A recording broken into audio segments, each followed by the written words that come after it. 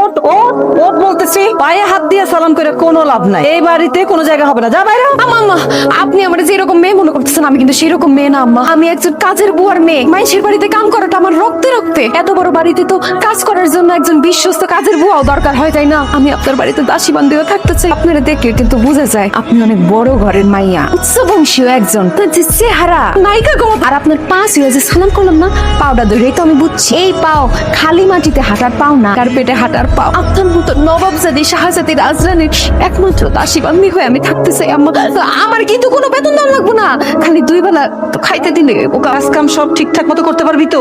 পারুম না, অবশ্যই পারুম। এখনই শুরু করে দিতেছি আমি। ভেতরে আয়।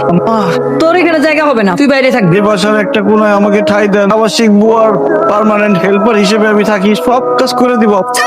আমার ডিসিশনই ফাইনাল ডিসিশন। বাড়িতে তো একজন পুরুষ মানুষ দরকার হয় বাজার টাজার করার জন্য। তাও আপনি যেটা ভালো মনে করেন আম্মা, আপনি সেটাই করেন। ভিতরে আয়। আম্মা, আরাম লাগতেছে? হ, আরাম তো লাগতেছে। মাথা টিপা তুই ভালোই জানোস। একটু পাগুলি টিপা দে, পাকে একটা পাম ঠ্যাং চোখে পড়ে না। একটু ওই যে করলা ভর্তা দিয়ে ভাত খেতে মন চাইতেছে, কিন্তু করলা তো ঘরে নাই। হয়ে গেছে তো রান্না। কেমনি হয়েছে করলা ভর্তা? ও মা, আমি জসিমরে দিয়ে করলা আনায়া করলা ভর্তা বানাই ফেলছি। জসিম মা, যেহানতে পারোস তাড়াতাড়ি এক প করলা লয়া। এত কথা হইছে, তাড়াতাড়ি আন। তোর 10 টাকা বকশিস দিন। হ হ হ, করলা করলা।